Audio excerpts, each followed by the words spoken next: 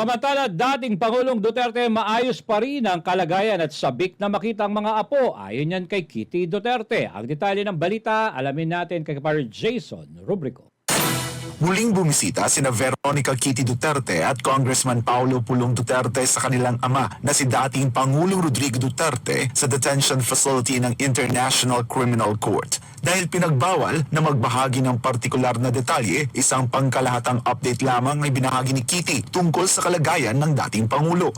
All I can say is that he's doing good and he's alive. So yeah, it was a good talk with both of them. The three of us had good and light conversations today.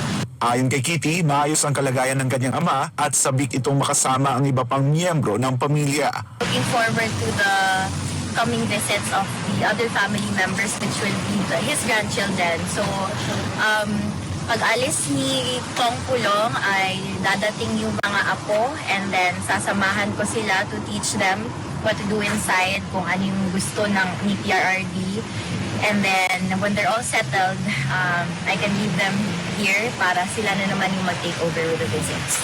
Dagdag pa ni Kitty na ang madalas na pagbisita ng pamilya ay nakatutulong para manatiling matatag ang dating Pangulo. Health-wise, he looks the same. I think